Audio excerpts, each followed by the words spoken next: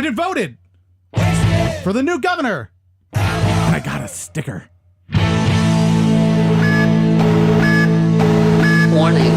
The following podcast is another wasted hour. Warning. The following podcast is another wasted hour. Don't waste my motherfucking time! It's really a strange world we live in where they actually have to send you like a gift. They have to give you a gift to make you go and actually do your civic duty of voting. Like you get a sticker and you're like, awesome, I got a sticker. So I guess it's to prove that you did it and you can show other people that you're like, I'm better than you. But as always, instead of two people this week, hosting the show, it's just myself. Victor is still off and away doing his parenting business.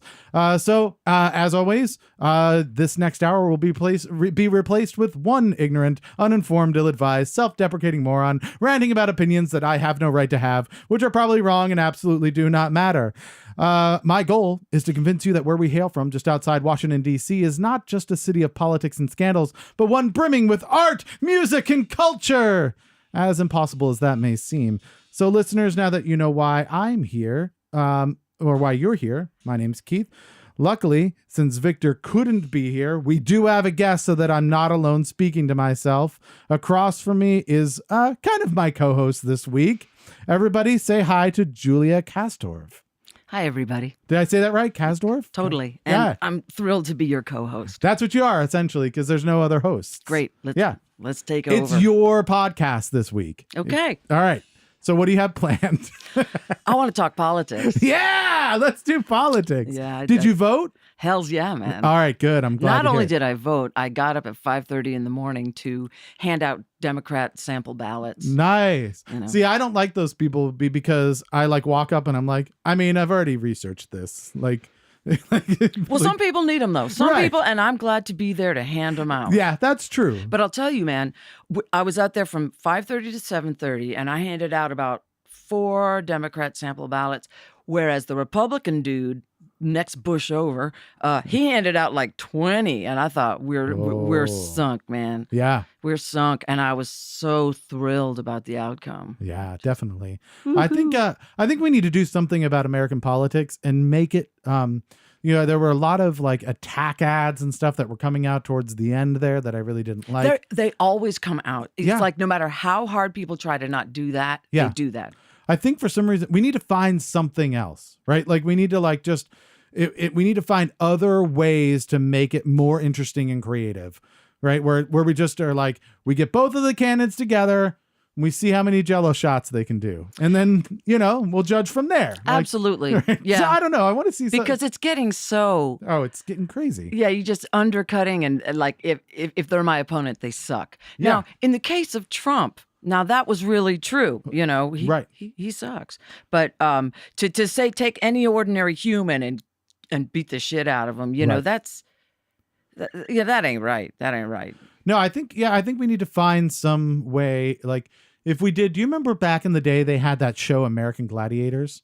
Yeah. We should just have candidates go through that. You have the American Gladiators and then they go through the obstacle courses and we go, oh yeah, that's but then all of our presidents would be kind of, dim-witted meatheads. Exactly. They might be smart meatheads. We don't know.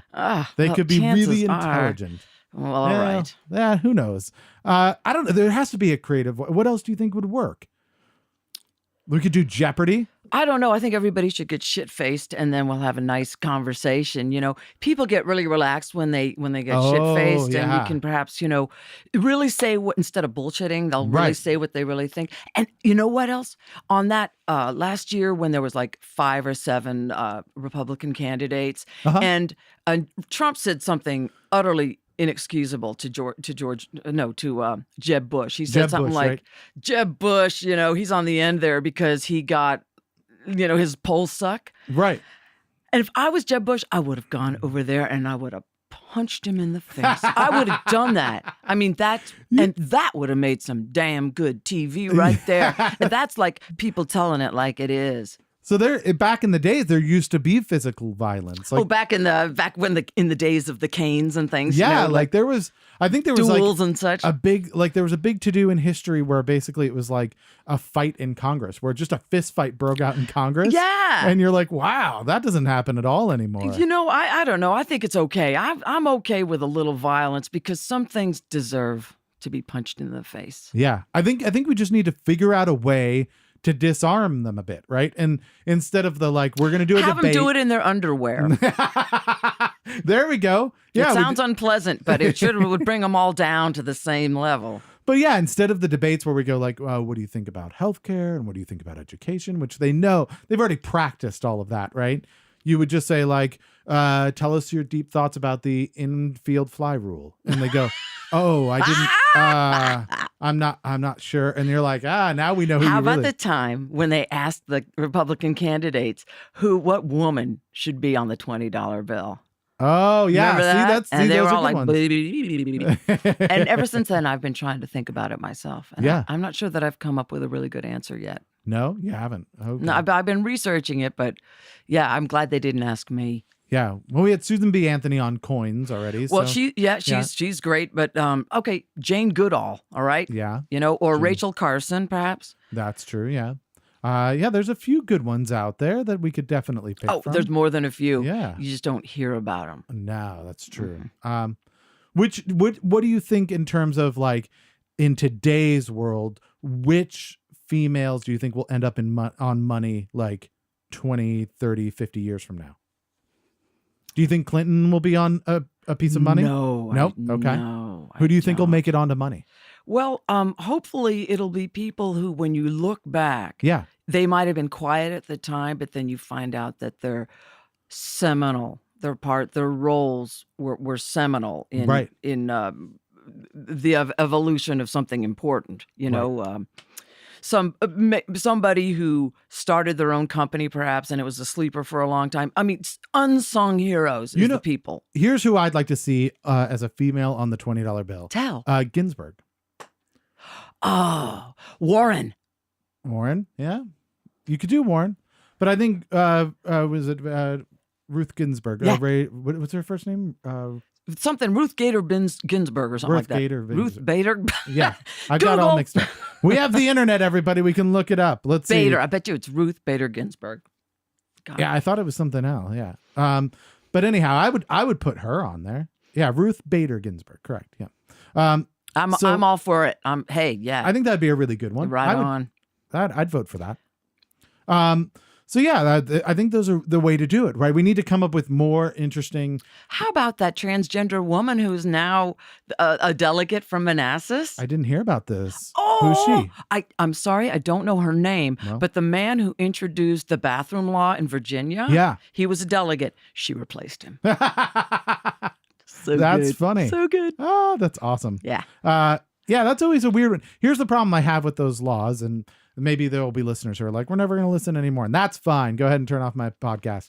And that is a lot of the people who have the bathroom laws like that are spearheading those also tend to be against gun control. And hear me out. I'm not terribly liberal, so I see some of their points on things, right? But there's a real weird like dichotomy there, because the argument, which I think is at least somewhat logical or valid, is that if you make gun laws, the people who don't want to follow laws, because you're not allowed to shoot people, won't follow those laws and then will still shoot people, right? So you go, okay, I see it's the like, if they're already breaking laws, murdering people, then saying you can't do it with a gun isn't going to make them go, oh, well, that's a law, I'm not going to do that, right? Good point. So I see that, right? But then on the other side of it, their whole idea is that we need bathroom laws because people might go into bathrooms and like assault people and rape people. And I go, yeah, but those things are illegal. So if they're already going to break those laws, why would they go, oh, but I'm not allowed in a bathroom, right? That's great. That's absolutely right. Right? It's going to stop my plan from assaulting that person, but it's wrong gender bathroom. Can't go in there. So it just seems like if you're going to use logic to like make a point on something, I just want you to be consistent. Like absolutely. Yeah. Absolutely. If you feel that gun laws won't stop people from using guns against people, which I think you can make some merit to that argument, then bathroom laws aren't going to stop criminals from assaulting people in bathrooms. So you have to admit one of those is correct or not correct. So that's the one that always gets me. It's the same people who say like are mad that NFL players are kneeling during the national anthem. Right. But I know that they're watching the football game in their living room, sitting on their couch, and aren't standing during the national anthem. That is true. Right. They're just sitting watching the game. That's absolutely true. Like if you get up from the couch then you put your hand over your heart, at that point, you have a point, right? Like I will listen to you. You go, yeah, it's disrespectful to kneel. And I go, I see why. You know, maybe you served our country and you think whenever I hear the national anthem, I'm going to stand. And I salute that guy. But if you're sitting on your couch going, that bastard is disrespecting our country, you're being ironic at best, right? So anyhow, that's my take. Welcome to the show. Also, before we move on, I want people to know other things that are coming up that are important. You are doing a show coming up. Yeah, I have a pretty dang big show coming up. And that's on Saturday, November 18th. Yes, it is. And that's at the Barns of Rose Hill in Berryville, Virginia. So tell us a little bit about that. What's happening? It's going to be two bands. My band, Julia and the Ready Boys. We're going to be playing for about an hour, and then we have a break, and then we're opening for the Jason Massey Band. Great guy. Great band. And it was supposed to be my CD release moment, but my CD's not ready. It never goes as planned. It never does. You know, I needed something to kick my ass, right? You know, so it's now going to be a T-shirt release party. Okay, and fair enough. Yeah, and I'm super psyched about it. I got killer musicians. The songs are great, and I just can't wait to show my shit. And you have the T-shirt on now. It's a great T-shirt. Yes, so it says Motel on it. Vacancy. Thank you. Now the vacancy's down in the crotch area a little there. It's getting close. Is that? That's a great point. No, is there? Well, there is now. Now I will never forget that. Just down here, guys. There's a vacancy. That's right.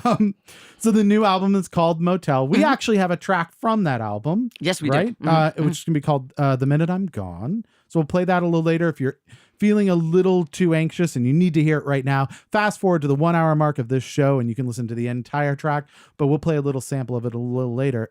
Quick question.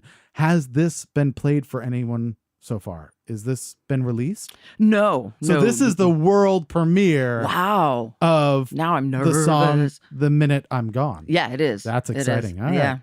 Well, and if people want to find out more about the show and the album, which will hopefully be coming out around the new year, everyone can go to www.juliakasdorfmusic.com.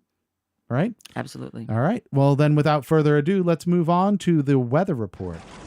Now, the weather report is where I've found news from around the internet, and you're going to help decide whether or not it is actually news. So we're giving you the reins of your own news publication. You get to be editor-in-chief. By any criteria or means you'd like to, you can let me know if you would like this to be as a part of your publication.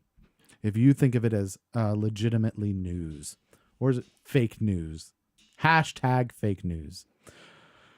All right. Starting off, I think this is very important news. Oh, now you're I'm just saying, as editor-in-chief, you may want to really consider this. All right. There is now an app for your phone that tells you if McDonald's ice cream machines are broken.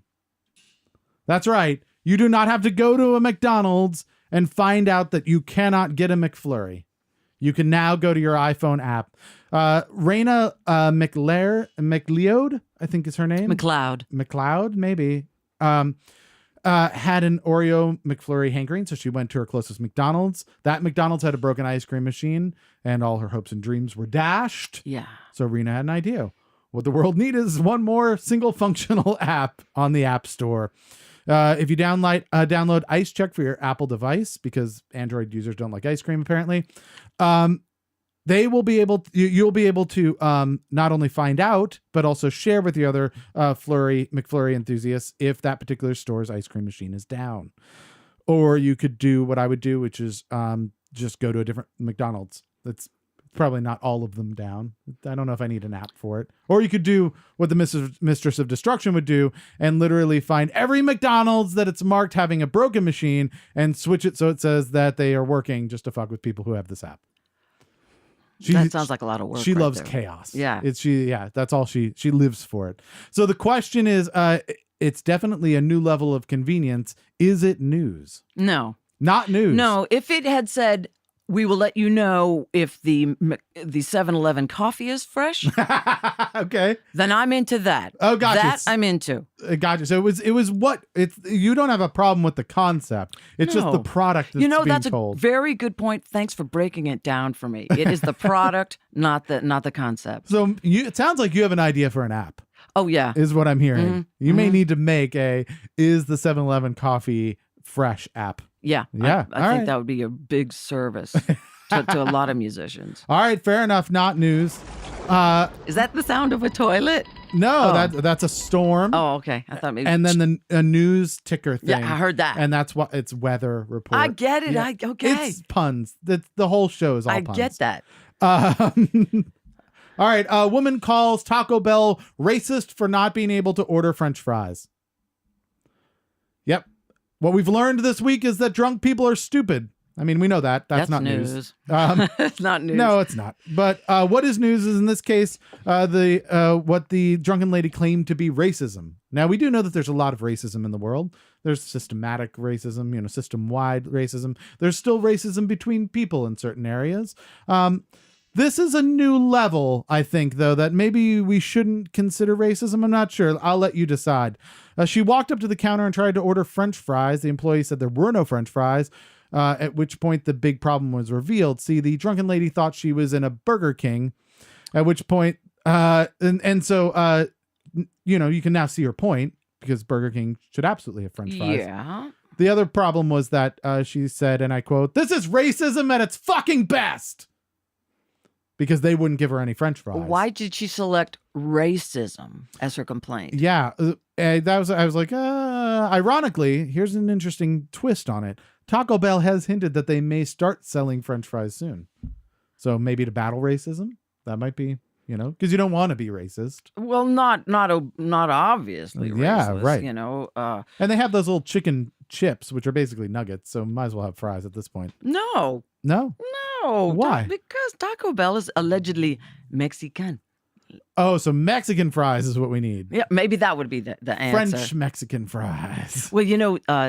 Well, Taco Bell had these adorable little chihuahuas. Yeah, I remember the Chihuahua. Yeah. And then everybody got one for their girlfriend for Valentine's Day because they said, "Oh, I love you." Yeah. The little dog. And I loved it. But that's kind of racist. It is kind of, right? Like in today's world, that would totally go over badly, right?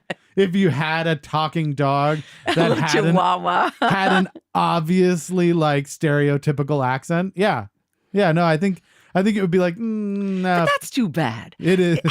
Has the pendulum swung too far the other way? Maybe. At some point, we've got to figure out where like it's okay to say things. Like, because if we do get overly like sensitive about it, it almost becomes more of a thing, right? Because you're like, well, I can't talk to this gentleman about fried chicken because he's black. So Exactly. I'm not going to say anything. Right. Well, now you're not talking to him for racist reasons, right? You're being racist, like in a weird, like overly sensitive way, right? Because you're afraid of being racist. Right. And so what you really want to do is be like, this guy's color doesn't matter to me. Like, I'm not going to treat him any differently than I would anybody else. That's the goal, right? That is the goal. Yeah. So somehow we have to get there, and being overly sensitive isn't gonna get us there. But I think maybe the pendulum needs to swing a little further over that way, just so that when it comes to rest, it's a little closer to the middle, right? Right. But is it news is the question. It may or may not be racist. Not news. No, I'm sorry. It's not news. You're going to have a very thin publication. I'm just saying. That's just the way it's going to have to be. All right. That's fair. I've worked really hard on the beat to get these things. I'm just saying. All right. Now I feel bad. But no, news editors can't feel bad. There's no room for emotionalism. All right. Caught up in anti-Putin arrests, Pokemon Go players sent to jail or to the Pokey. Yeah. as some might say, Mother Russia. In Mother Russia, Pokemon catches you. Imagine you're playing Pokemon Go with some friends and you see a Pokemon that you've never caught before. This is very exciting, right? Well, you know the saying, you got to catch them all. So obviously you're going to go get the damn thing, right? You go right into this large crowd of agitated looking people and Moscow police. And then you get arrested for just being there when all you wanted to do is get more Pokestops. Yep. That's what happened to some folks in Russia who were playing Pokemon Go and meandered into an anti-Putin arrest or anti-Putin protest, I should say. Which is interesting because what appears to be foreshadowing of Sunday's arrest, the newspaper reported that the pro-Kremlin blogger, a pro-Kremlin blogger compared Muscovites catching Pokemon to police catching opposition leaders in banned political protests. This implication being that both players and protests were indulging in in a similarly pointless activity. So it's interesting that there was already a post that was kind of foreshadowing. Yeah. And then that actually happened. Which is interesting. I have to rate that as news. As news. Yes, on several levels. For one thing, go you anti-Putin protesters. We got your back, man. Yeah. I'm always glad to hear about that, and I would put that stuff on the front page. All right, that's your front page. Front page, man. All right. Anti-Putin protests. Excellent. But the idea that he compared. He was comparing. Oh, sorry about the weather. No, that's fine. He was comparing people Muscovites chasing.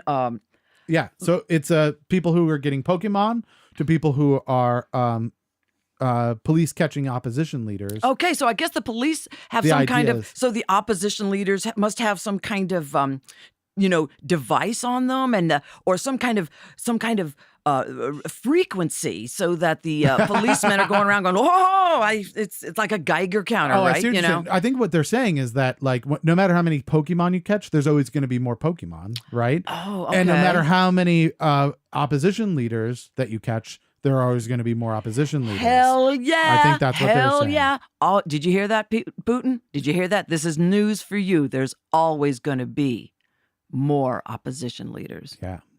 Or maybe he said he's a pro-Kremlin. So what he was saying is the police catching opposition leaders is like people catching Pokemon. So it's like the police are catching these pointless animals. So right, it's pointless. Well, let me put my spin on it as editor. It's pointless to catch those opposition leaders because there's always going to be more. There you go. It's futile. It's a futile exercise. All right, moving on. We have Jean-Claude Van Damme and the Green Power Ranger throw down after a decades-long beef.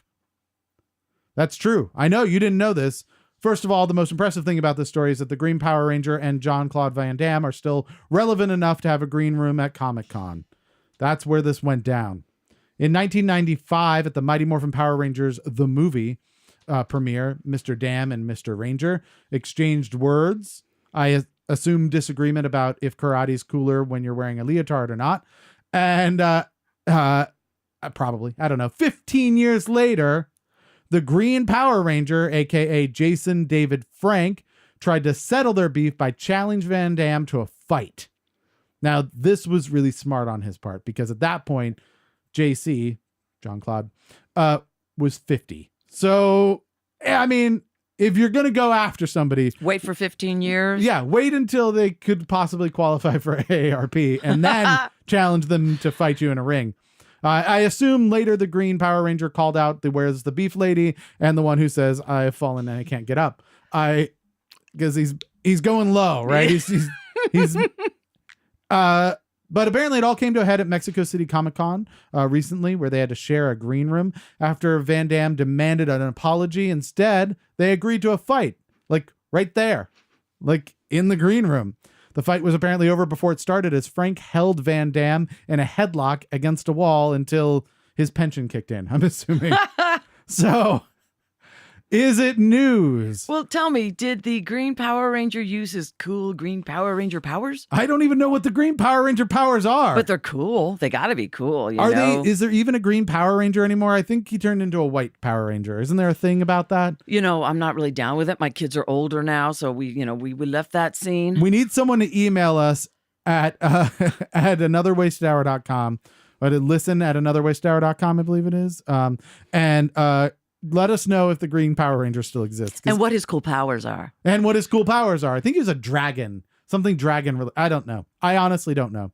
So we have no idea if the Green Power Ranger has real powers or if it's really a thing anymore. But is it news? I'm sorry to bust your bubble, man. Yeah. I don't give a shit about Comic-Con. And so it does not make in my rag. Okay. But it'll make your rag. My rag. And I hope that makes you happy. That's fair. I'll keep that one for mine then. All right, we got a couple left real quick. Court rules that zoo cannot let kids swim with crocodiles anymore. Aww. Yeah, all these laws are getting in the way of fun. We used to be a free country and you could just do what you wanted and it was fine. Well, technically this was also in Germany. So I can't really say that this is a free country, but Germany's pretty free. And seeing that apparently before this court ruling, anyone could swim with and feed crocodiles at this German zoo as long as the zoo guide was present. There wasn't a lot of details to say if swimming with the crocodiles was also considered feeding the crocodiles, because those might be one and the same. But but that has now changed with the court ruling. I also like the fact that like somehow they think that crocodiles are worried that like the zookeeper's watching. That's like what's preventing them from eating people. Because the rules, like the zoo guide has to be there. Like, so like, it's just weird that the crocodile's like, I'm hungry and I'm going to eat that person. Oh, Bill's watching. All right, I'll hold off. Well, yeah, maybe they can pull you out before you've only lost one leg. But yeah, so now after the ruling, only adults can swim with the crocodiles after they've been sternly warned that crocodiles are fucking dangerous. So yeah, now children are not allowed. So there goes my birthday party idea. No, seriously. There is a children's jungle birthday party package where partygoers could have close-up encounters with the crocodiles. Man, what about the dolphins? I want to swim with the otters and the seals and the polar bears. I don't want to swim with the crocodiles. For the record, if you put a dolphin in with the crocodile's going to win that every time. No, but I'm not talking about that. I'm talking about me jumping in with the dolphins. Yeah. When does that happen? When do I get to swim with the sea otters and the polar bears? I don't think you want to swim with the polar bear. I think they like eating people too. I'm pretty sure. If you feed them well enough. I mean, after they get out of the crocodile tank eating the little kids, then you can swim with the polar bears. I don't know about those. I'm going to say that is news. Is news, It is news because everybody has always wished they could jump in and swim with some critter or other at the zoo, especially on a really hot day. And I think that's kind of an interesting insight into the German wealthy or zeitgeist, whatever. Yeah. That they let people swim with crocodiles. Isn't that fascinating? Yes, it's quite interesting. So this falls into the same category as the ice cream one, right? Where you're like, this is a good idea, just a different product. Yeah, I want the polar bear and the sea otters. Yeah, that's you're like, what not I want. the alligators, but I would like a party with the porpoise. But surely you can play with other animals in that zoo. I don't know. Yeah, it didn't say anything in the article. But you are going to put this in your article. Yes, I am. Under the fold. Okay, that sounds good. We got one last one, which I think is worth getting to. This one pretty much writes itself. Great. The new iPhone iOS update has a bug in it. Right? You know what a bug is. I It's know. something that goes wrong, right? Mm-hmm. This one's particularly interesting. One of the letters autocorrects every time to an A with a question mark after it. So if you type a letter, it replaces that letter with an A with a question mark. Would you like to guess what letter that is? What letter on the iPhone you cannot type? I. Yep, that's the one. Yeah, the offending letter is I. Apple released a phone called the iPhone where software on it won't let you type the letter I. That's an oversight, right? And that is news. That's news. That is news. Excellent. Man. All right, so we've finished up. We've gotten all of our news articles. You've gotten the Apple iOS update bug. We've got the court rules that kids can't swim with the crocodiles anymore. And I believe you also said that people being thrown in jail for playing Pokemon and anti-Putin arrests is also. So three things. There you go. So do you have an idea for a name for your publication, by the way? What would you call it? Any ideas? Oh man. You don't have to. No, like I caught you okay, off here we guard. go. Yeah. Here we go. Oh, you got it. Here it is. Aurora Borealis. Aurora Borealis times. I haven't gotten to the noun part, or else we could call it the Northern Lights. Northern Lights. Northern Lights Lights is good because lights, you call it the It's Baltimore enlightening. Sun, right? So, okay, Yeah. it's the Northern Lights because I've never seen them and I've always wanted the to Northern see them. Enlightenments. All right. Excellent. So we now, if you watch your newsstands, Yeah. hopefully we will see the Northern Lights up there, and maybe next to that your album at some point at newsstands. Yeah, maybe All newsstands. I bet if you subscribe to the paper, you probably get like a Julia pack of T-shirt, sticker, album. Yeah, all of it. Yep. So speaking of which, you've got a big show coming up again. We've got that stated Saturday, November 18th, up at the Barns of Rose Hill in Berryville, Virginia. You're playing with Jason Massey in the Jason Massey Band. And what was the name of your band again? Julia and the Ready Boys. And the Ready Boys. So tell us about the Ready Boys. Well, since they're not here to speak for themselves. The Ready Boys are whoever I can scrape together. Whoever's ready. Yeah, exactly. Who's ever ready? That's exactly right. And it usually involves my husband who plays pedal steel. Okay. And he plays pedal steel all over town. He kicks ass. And Nice. he's all over my record, and he makes it sound way better than it would otherwise. Right. And you brought in a ringer for it, is what you're saying? yeah, well, he's my ringer. I always have him. But Nice. yeah, I'm very lucky to be married to a steel player. That's a great blessing. And then we also have a killer drummer named Dwayne Nitz. We have a guitar player Gary Ferguson and Buddy Dunlop. They both kick ass. And it's just going to be the five of us, and we're going to switch off instruments to get everything covered. 'Cause the album has a lot more going on than just that. But Right. they're all real powerful, soulful musicians that really believe in a groove and believe in leaving room. Right. You know? Okay, which is always important. Very important. So I'm really looking forward to being queen for the day, man. What do you play? Oh, I'm going to play rhythm guitar. Rhythm guitar, and you're obviously singing, right? And you're the main songwriter? I am. Did all the songwriting? It's my thing, man. Excellent. It's all about me that night. And the new album's called Motel. That's not going to be coming out for this show. You were hoping it would, but it's actually probably going to be after the new year. Yep. And we have a track from that called The Minute I'm Gone. Tell us a little bit about this track.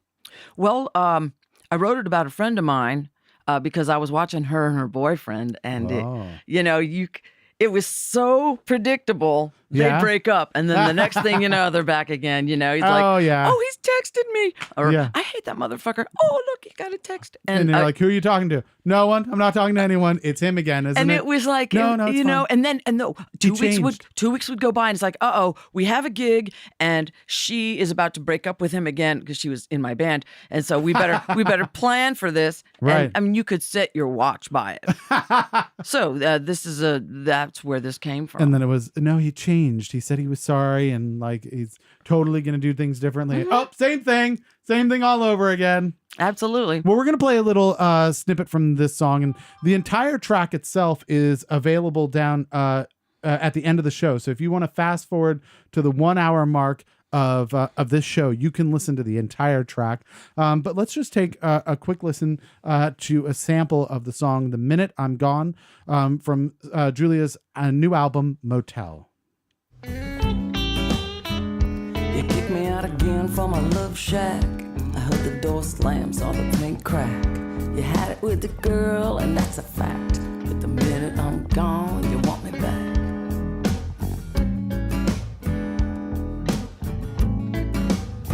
Now, when we were talking, you were saying that this is a little different than what you usually do. Yeah. Right? This is kind of groovy. got soul, Yeah. And I like it. I dig it too. Yeah. I really dig it too. But you said a lot of your other stuff is a little bit more Americana. And Yeah, this totally. is you kind of spreading your wings a little and trying some new things. I write the songs and I just flesh them out. Yeah, you're just, I didn't set out to write a funk song. Yeah. It's just the way it happened. and so you follow the muse, whatever I do. that takes you. I yeah. do. Have there been other kind of soirees into different types of music? yeah. Oh, what hells yeah. other things have you tapped into? Gosh, bluegrass Okay. and jazz of all sorts, and a horrendous little stint in New Age. All right. But that's Great. where I was at the time. Yeah, and that's fine. Punk. I Nice. put in my time as a punk rocker. Yeah. All right, very cool. So you've obviously gone in a lot of different directions, and I assume this album kind of shows a little of that. It does, and that's the cool thing. That's exactly what I wanted it to do. Right. All right. So so that was the another interesting thing is that song has not been played before, right? No. So this is the world premiere of your song, "The Minute I'm Gone," from the album Motel. Yep. Well, that's Ring, pretty cool. ring. Is that Sony Records? Yes. Hey. Here you go. This is where you get Put them discovered. on hold. Yeah. We got to finish a podcast. We can't talk to them right now. Well, if you want to hear more about the show coming up on Saturday, November 18th, or more music coming out around the new year, jump on up to www.juliakasdorfmusic.com. That link will be up in our show description as well if you want to click on it. Definitely check her out live up at the Barns of Rose Hill in Berryville, Virginia. Without further ado, however, we're going to go into This Week in History. So this is where I'm going to tell you a few things that have happened in history. And you're going to let me know what you feel is the most impactful thing, or to yourself, to the world, to whatever criteria you want, or just something that makes you smile a little more than the others, perhaps. So without further ado, this is us. This is going to be my time machine noise. Whoosh. All right, so we start off in 1947. That's the first time anything happened in history this week. Howard Hughes made the Spruce Goose. You know the Spruce Goose? I know the Spruce Goose. The billionaire flies his 200-ton wooden aircraft for the first and only flight. It was the world's largest plane. It was built from wood due to the World War II restrictions on the use of aluminum. So yeah, he was a little loony. We know that Howard Hughes was a bit of, well, when you have that much money, you're eccentric, right? That's how that works. You're crazy if you don't have a lot of money, but you're eccentric if you're a billionaire. And so, so he made the biggest plane, at least at the time, and made it all out of wood, and it flew once. So interesting, I think. I actually saw it. It's over like in I think it's near San Francisco somewhere, like in a bay or a lake or something. You can actually go on it. It was really quite large. I didn't go on it though. I saw it when I was a kid. I think it's still there. So well, it probably looked pretty big because you were a kid. You know how that is. You go back today and it's like. Oh yeah, no, absolutely. I remember. So my mom was a flight attendant, so we got to kind of fly around the world a little bit, and we have family in France and Tahiti and a few other places and stuff. But one of the places we went where we didn't really have a lot of family was Italy. And I remember going to Florence, Italy. We also went to a couple of other places. Venice, I know. I don't think we went to Rome, if I remember right. But we went to Florence, and I believe it was in Florence I saw David. Right, which is the carving. I think it's Michelangelo who did David, and I'm like 6, right? So for the longest time, I thought David was like immense. I thought David was like a 20-foot statue made out of marble, right? And it's not. He's like 7 feet. Like he's like not much bigger than a normal dude. Like he's a 1.5 feet larger than an average person, but he's on a pedestal and stuff. And when I was little, I thought he was like 15 feet tall. And so, I read up on that, like at Wikipedia. I was like, wow, I did think it was so much bigger. I remember seeing the Leaning Tower of Pisa, and that was leaning, hence the name. And you were watching it, right? You were watching it because you wanted to see it fall. Oh yeah. Because you were a 6-year-old kid. Oh yeah. It was like, oh, we got to go. Just one more minute. Just one more minute. I know after all these millennia, this is the centuries have gone by, but I got a good feeling. Because I've watched Bugs Bunny. And if this was Bugs Bunny, that thing would fall over. Yeah, absolutely. Every comic book or comic I've ever watched shows me that I'm here at the moment that crazy stuff happens. All right, so we'll fast forward to 1964. Residents of the District of Columbia cast their ballots on a presidential election for the first time ever. Figured this is good since we just did an election. The passage of the 23rd Amendment in 1961 gave citizens in the nation's capital the right to vote for a commander-in-chief and vice president. They went on to help Democrat Lyndon Johnson defeat Republican Barry Goldwater in the 1964 election, the next presidential election. So there you go. That's Before a pretty cool thing. Yeah, before that they couldn't vote. I They know. Still Yeah. don't have a voting representative. That's right. Which is weird, but Mm-hmm. as is. That whole no taxation without representation, there's an asterisk. Except for unless you live in D.C. Yeah. Puerto Rico probably, I don't know if they get taxed, do they? I really don't know. They're kind of part of the U.S., but kind of not. They're part of the U.S. when they have something we want. Right. You know? It's true. 1970, you may not care about this. Do you watch football at all? Nope. All right, this is still cool anyway. Tom Dempsey breaks the NFL's longest field goal record by kicking a 63-yarder for the New Orleans Saints, who win 19-17 in the final seconds against the Detroit Lions. Here's what's make this kind of cool, right? So first of all, I mean, kicking a ball 63 yards is pretty impressive anyway. Like, it just is, right? But Dempsey was born without toes on his right foot and no fingers on his right hand. So he wore a modified shoe with a flattened and large toe surface, and we think that might have helped him with his kicking. Ironically, having no toes helped because it was less pointy. So it went more straight. That's the theory. That record was later broken by Mac Prater, who has all his toes. So that happened. Figure, yeah. And I believe I think that happened recently. Mac Prater. It sounds like it. I think I've heard him do that recently, but like in the last 20 years. But anyhow, so there you go. Guy with no toes breaking records. That lasted for, quite a while. 1975. I think, I don't know. Are you born yet? I was 15. I'm almost born. I'm almost born at that point. So you might know about this then. You were 15. According to Travis Walton, he was abducted from a group of loggers and held for 5 days by aliens on board of a UFO. Okay. Yeah. His story won a National Enquirer Prize of $5,000, and he ended up being the basis of the movie Fire in the Sky from 1993. So there you go. Did you remember that? I don't remember the movie, but is the National Enquirer handing out money? They were. I don't know if they're still handing out money. Do you want to? We should I try. can top that. Yeah. Man. What would we supply them with? Well, I think it would have to do with being sucked in by the people who live inside the earth. The hollow earth theory. Oh, that's a good one. Yeah, yeah. That and I think that people really need to know. Yeah, I would say that the earth is hollow. I once swam with crocodiles. Well, that's not a big deal because, as we well know, lots of people have swum with crocodiles. When I was a child. Now that's See? good. Look at that. You're the new Tarzan. All right. Let's see what do you have. 1987. A banana is used to demonstrate how to put on a condom. Fantastic. That happened in 1987. Nobody did that before? That's amazing to me.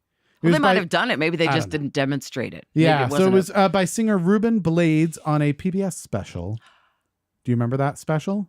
No. Is that where you learned it? It just really rings a bell. Yeah. Ruben Blades. Do you know who he was? Tell me. I don't either. I have no idea. Shoot. He was a singer. That's all I know. Singer Ruben Blades. And apparently Ruben Blades would show you how to put a condom on using a banana. God bless the man. Yeah. I think a man. I mean, we assume Ruben Blades is a man. We do. But it could have been a woman. We don't know. But Ruben Blades, that was a man who was thinking forward, right? Like, how many different things do you think he went, I really want to teach people how to do this correctly. What piece of fruit could I use? And he was like, papaya. No, that's not going to work. That's pineapple. Not, right. What if I line up some strawberries? And no, that's not. You think he tried it with a pineapple like 4 or 5 times? It kept breaking. He was like, this is not going to work. Right. We need something way less sharp. Yeah. That's that would be hard. If penises were sharper, life would be a lot more difficult. You're not kidding, buddy. Right. I'm here to tell you. Right. If penises were like pineapples, that wouldn't work for me. No, that would be really difficult. We'd have a lot less kids in the world. That's for sure. Interesting. Yeah. One thing. There you go. All we need is one change to affect the way the world is. Or would we get used to it? I don't know if that means that like women would be more pineapple shaped on the inside, and it would be good. Something would have to change. Yeah, something would have to change. Do you think he tried vegetables first and then was like, nobody likes vegetables? I'm going with a banana. That's an interesting question. Yeah. He was like, plantain. No. And Nobody eats besides, plantains. bananas Yeah. are instantly funny. They are. You know, they're more entertaining than a cucumber. Did you know that bananas were one of the leading causes of death, like in like the 1920s? Because of slipping on them? Yeah, because people just threw trash everywhere, right? Like back then, we see all the like movie sets and stuff, but apparently like people would just pee in the roads, and you had horses. It was like in like the late 1800s and early 1900s, you had horses that were just pooping in the roads, and people would just throw trash. So they take banana peels and throw it, and if you weren't watching, people would die every year from banana peels slipping on them. And that's where they got the comedy from, is that it was a thing that happened all of the time, which makes that joke so much darker. Yeah, that's really kind of sad. The slapstick where I'm on a banana peel, and then you realize like people were dying from that like on a daily basis, and then they were making fun of that, is like, wow, that's a lot edgier than I thought it was. Good point. Yeah. So there you go. That's why we had so many like litter laws starting to come in. It was mainly because of the deaths from people slipping on banana peels. Okay. You don't believe me. That's fine. I don't need you to believe me. That's good. I know when there's... I'm talking about facts. These are facts. These would be in my publication. You go look it up, and then you tell me if I made that up. I will do that. All right. Last but not least... 1993, Polly Wants Justice. That's the name of this little piece that I've created.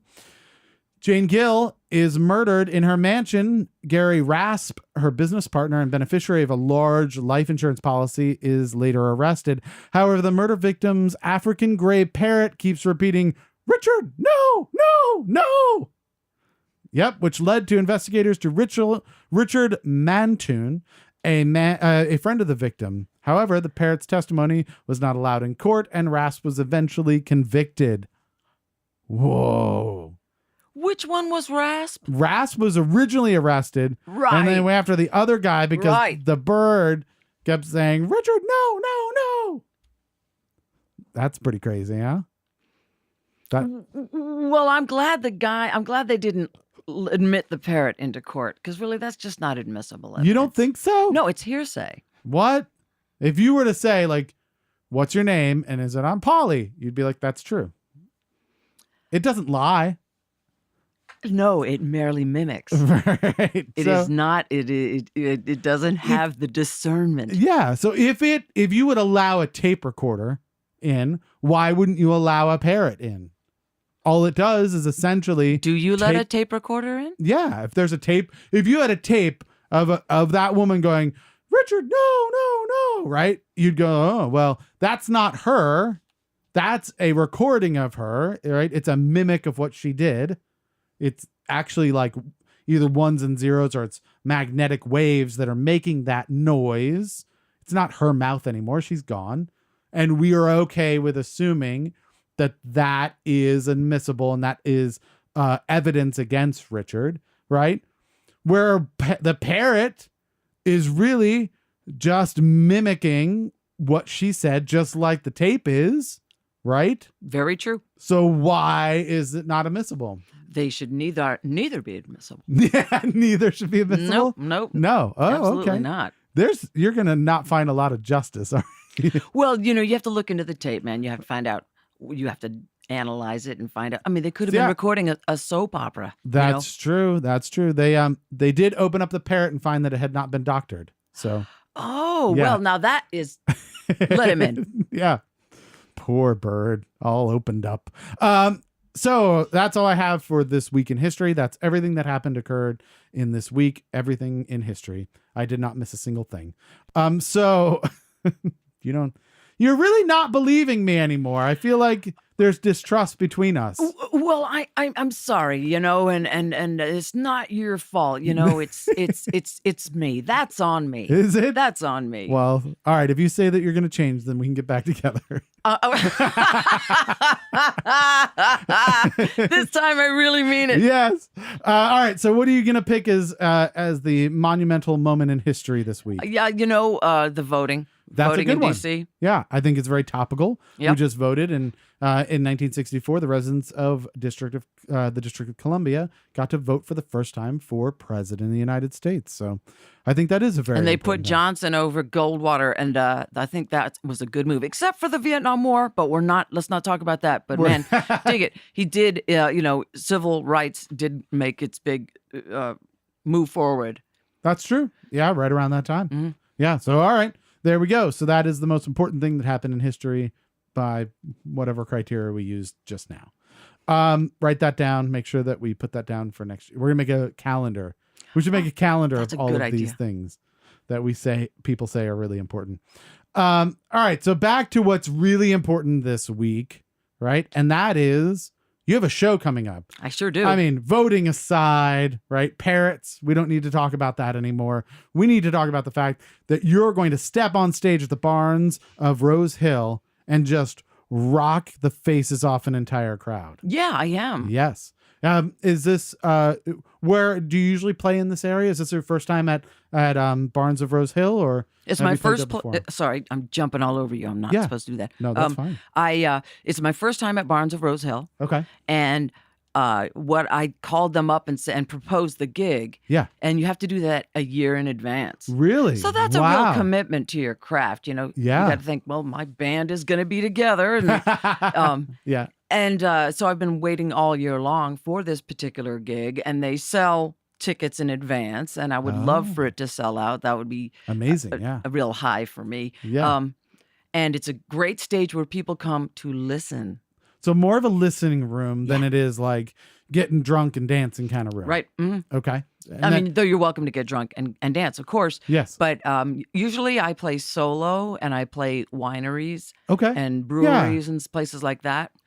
And in those cases, you can sometimes be kind of the side thing that's happening. Totally, Right. There's yeah. like a tasting happening, and people are talking about their weeks and everything. And you're playing a few covers here and there, and people are going, oh, hey, you're very good. But like, they're not there necessarily for the music. This time, they're coming to see music and appreciate music. And then, the drinking stuff is the side thing this time. That's absolutely true. Yeah. Will there be fresh 7-Eleven coffee there? No, but I did check that they do have a coffee maker in the green room. Oh, okay, good. So I'll bring my own supplies. When you're in the green room, well, will you fight with Jean-Claude Van Damme? if he shows up, Yeah. if he shows up and wants to take me on, If he says, Julia's at the end of this stage because her poll numbers aren't very good, you're going to be like, oh, Van Damme. Oh, my goodness. We're on. We're on. Absolutely. Yeah. So that's going to happen on Saturday, November 18th. That's in Berryville, Virginia. You're playing with Jason Massey and his band. And you're going to have brand new t-shirts. Your new album's not coming out that night. Do you have an album before that? I was in a band called One Horse Town. Oh, okay. About 10 years ago. We were great. We were really damn good. Really damn And good. we put out a record that was produced by John Carroll, Okay. who's a great keyboardist, one of the top local musicians ever. Nice. And it's a great record. It's called Dawn Will Deliver. Okay. And I've been on a million little doofusy punk records, That's little, great, though. little singles and a million records. But really, One Horse Town is the one I'm really proud of. And if somebody wanted to pick that up, you have that at the show. Absolutely. Okay, so swing on by Saturday, November 18th, and then I assume you'll let us know when Motel comes out after the new year so that we can let It'll people be know all where to over pick that up. Facebook. There you go. That's my plan. So the new album's called Motel. The track that we played earlier is The Minute I'm Gone, and you can fast forward to the 1 hour mark of this show to listen to that entire track. If you want to find out more about the show or find out more about her music, you can go to www.juliakasdorfmusic.com. And with that said, I'd love to get to know a little bit more about you here. We have a little section called Near and Far. Near. Go far again. Far. See, that's what it's all about. You understand? So we've been having a lot of fun. We ended up going a little bit over on some of our things. It's been a blast. So I want to make sure we get through both of these kind of stories. So we have a few minutes for both of them. Let's start off with Near. Can you tell us a story that happened close to home about you and maybe music or outside of Absolutely. music? Yeah. God, I say that word a lot. You absolutely do. I know. Anyway, amazing thing happened this year when I was in the recording studio. I've been recording all year long, and I was laying down my scratch vocal when I realized. And for people who don't know, a scratch vocal is when you're recording, it's just so you can kind of follow along where the song is and so lay down the final parts of everything around. Right, that, exactly. Right? So so the guitar player knows where the voice is. Yeah, like, whoa, we're in the second verse right now. Exactly. Yeah, exactly. And I found out that I suck. Well, at least you didn't, you didn't sugarcoat it at all. No, because I listened back and I was appalled. Really? Oh my gosh! Because your voice sounds really good. I mean, we just listened to a track and it's fantastic. So this is the amazing thing that happened. Yeah. That I went from sucking to sounding pretty good, and what used to happen. Is that I used to push really hard. Oh, okay. I used to be one of those kind of singers that's trying to reach out and grab you by the collar and shake and say, "Rah!" Yeah. Listen to me sing. Just belting stuff out. Yeah. I was totally a belter. Totally a belter. And I just didn't realize how much that wasn't working for me. Really? No. Interesting. Yeah. After all those years. Well, maybe that explains why I'm in this basement. Right. Hey, Sony is waiting for your call. We already talked to them. And with the engineer, my engineer is Les Thompson. He was in the Nitty Gritty Dirt Band. He has a studio out in Leesburg. Okay. That's where I've been recording. And he said, and I was standing there with sweat pouring down my face going, oh my God, my dream. This could all be so great if I actually could sing. What did he tell you to do? He said, why don't you back off the intensity? Okay. And just kind of lean into it a little. And something about the way he said that made me go, and I think I'm going to try that. Just like that? Like, did you do another take and it was like overnight? I did a bunch of more takes, but I got less and less intense. Oh. For instance, I used to go like on that song that you just played, I would have gone, well, I wish I had a nickel and I wish I had a dime. I wish I had a man to love me all the time. But then after I spoke and developed this better way of singing, is more like, well, I wish I had a nickel and I wish I had a dime. Oh, I wish cool. I had Yeah. a man to love me all the time. Way more cool. Way more cool. Just like, what's going on? Very cool. And it worked a lot better for it's much more, it sounds better. Yeah. It's just, I think it fits really well too. Based on the way I'm built, that's the better voice for me. So we have about, let's say, a minute or so left. Tell us another story that the far story? Yeah, something that happened far. Okay, well, this is a far story because I just want to say that it used to be I'd ever go into a bar with my guitar and go to an open mic, and the guys would say, and now we have the lovely. Oh yeah, always. Yeah. Always women are and I'd be like, what the hell? Yeah. What? I don't know. It got at my nose. No, I didn't used to be a feminist, but it really got at my nose. I was at Iota's watching Last Train Home, who rule Iota, for a few years there. And they were having person after person get up on stage. They had, all these guys, because they're that kind of band. They're always inviting people up. Yeah. And I was getting more and more indignant because they never got a woman up there. Oh. And I was like 8 months pregnant. But I waddled my way up to the front of the stage and I pulled on Eric Brace's pants and I said, why aren't you having any women up there? Yeah. And he goes, you want to come up? And I said, yes, I do. Yes, and both of us. Yeah. To do it. So I clambered up on stage and we did Tonight the Bottle Let Me Down, nice. which, is a song that everybody who's an Americana person knows. And a little weird for a pregnant woman to sing. I was rated the coolest pregnant woman in the room. That's awesome. I thought that was very awesome. Well, we've run out of time, unfortunately. Great stories. Thank you so much for joining us. Did you have a good time? I had a great time. Awesome. So Julia Kasdorf and, of course, her Ready Boys will be playing Saturday, November 18th at the Barns of Rose Hill in Berryville, Virginia. Go check them out. Also this week, Friday, November 17th, Vim and Vigor at the World of Beer in Ashburn, Virginia. Jarrell Williams at Black Cat in Washington, D.C. Yellow Tie Guy at DRP at Embassy Theater in Cumberland, Maryland. Turtle Recall at the Ugly Mug in Washington, D.C. Sunday, November 19th, Humble Fire is at Black Cat in Washington, D.C. Again, Julia is going to be playing November 18th which is a Saturday at the Barns of Rose Hill at Berryville, Virginia. Please like our posts, follow us, retweet us, and share the show on Facebook, Twitter, and Instagram. We cannot do this without you, so don't forget to review us on Facebook, iTunes, and Google Play. Thanks to Eric for giving us a 5-star review on Facebook. Thanks to, obviously, Julia for wasting a perfectly good hour with us. This has been another wasted hour, and if you just realized that, don't blame us. We warned you.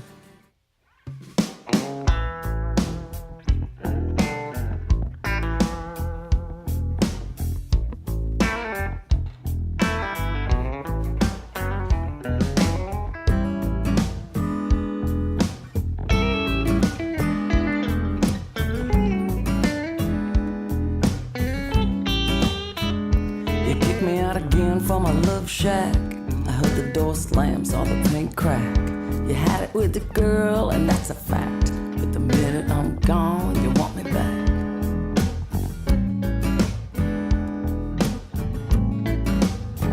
And so I hit the road like you do, Jack, looking at my watch and keeping track.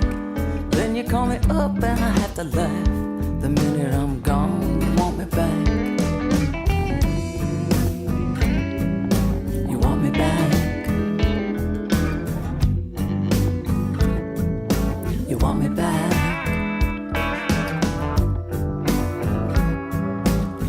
back.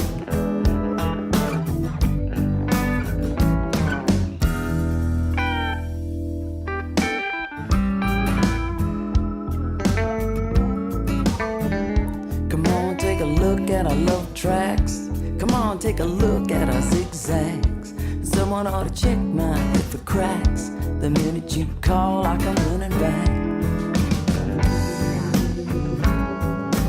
Running back. Running back. Running back. Well, I wish I had a nickel and I wish I had a dime. I wish I had a man to love me all the time. Mama gave a nickel, Daddy gave a dime, and I took me a man. I'll give you back that nickel, I'll give you back that dime, I'll give you back that man. 'Cause I'm losing my mind.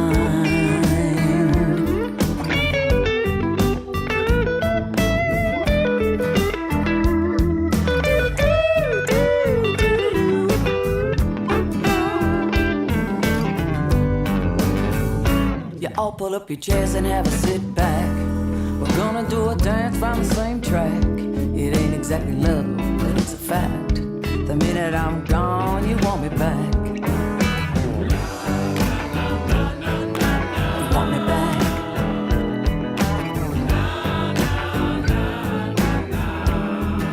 You want me back.